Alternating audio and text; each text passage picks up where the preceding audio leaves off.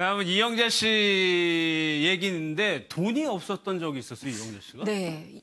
그것도 불과 지난해예요. 네. 그러니까 지난해 그러니까 주로 많이 활동을 하는 방송사가 파업도 하고 또 프로그램도 하차가 되고 이러다 보니까 정말 연예인들은 어떻게 보면 화려함과 그러니까 그게 바로 한 장만 넘겨보면 금세 또 빈곤해지고 또 일부 스타는 굉장히 화려하게 살지만 많은 연예인들은 생활인이거든요. 이영자 씨도 정말 그 생활비가 없어서 그 친한 20년 지기 친한 언니인 최하정 씨한테 2번이나 돈을 빌렸고 언니한테 또 계속 빌릴 수 없다 보니까 이게 돈 빌리는 거 정말 자존심이 상하는데도 동생뻘인 김숙 씨한테도 돈을 빌렸다 그래요. 그때 30초 고민하더니 오케이 해서 또 김숙 씨도 돈을 빌려줬었고 과거에 홍진경 씨 데뷔할 때 사실은 홍진경 씨 출연시키려고 본인이 돈 대서 다 말하자면은 100%를 홍진경 씨가 갖게 하는 매니저 역할도 해주고 출연도 시켜줬던 그렇게 해서 어떻게 보면 이영자 씨가 키웠다고 해도 과언이 아닌 홍진경 씨한테도 돈을 꿨다는 거예요, 지난해.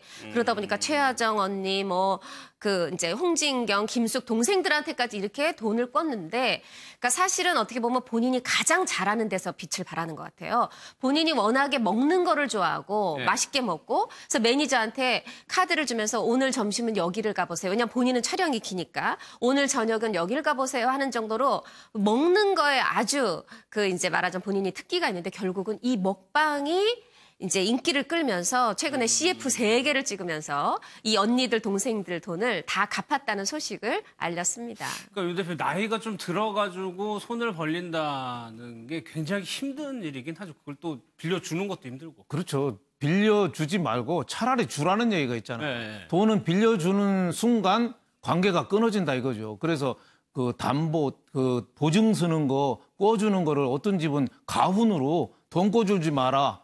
그 보증 서지 말라. 이게 그것 때문에 망한 집이 워낙 많으니까. 그래서 저는 그 이영자 씨가 참 부러운 게 저렇게 가까운 사람들을 최화정 씨라든지 송은희 씨라든지 김숙 씨랑 어려울 때 돈을 꿔줄 수 있는 그것도 기꺼이 또 이렇게 꿔줄 수 있는 그런 사람이 어떻게 보면은 이영자 씨가 관리를 잘한 거 아니냐. 네. 옛날에 그 돌아가신 최진실 씨 그렇죠. 그때도 네. 굉장히 열성적으로 좀 가서 도웠고 그 딸도 지금까지도 거의 뭐 이모처럼 이렇게 가까이 하잖아요. 그래서 이영자 씨가 그동안에 여러 가지 논란도 있었고 인기가 높낮이도 좀 있었고 한데 상당히 좀 인품이나 인간성은 좀 넉넉하신 분이 아니냐 그런 생각에 대해서 좀 부럽기도 하고 네. 또 여성들이니까 또 저게 또 가능하지 남자들은 또 이렇게 더 어려울 수도 있겠다 좀 이런 생각도 좀 해봤습니다. 네.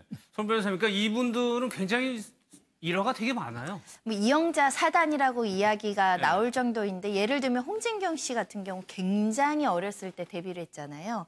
그때 본인이 매니저를 하면서 돈도 한 푼 받지 않고 자신의 출연료를 삭감하면서까지 홍진경 씨 도와주려고 노력을 했다라는 것이고 그 예전에 2016년대 부친상을 당했을 때 본인이 어떻게 해야 될지 전혀 앞이 깜깜했는데 그때 송은희 씨가 전화 한 통 했는데 병원도 잡아주고 사람들한테 알려주고 본인도 그래서 그런 친구가 되고 싶다고 얘기할 정도이고요.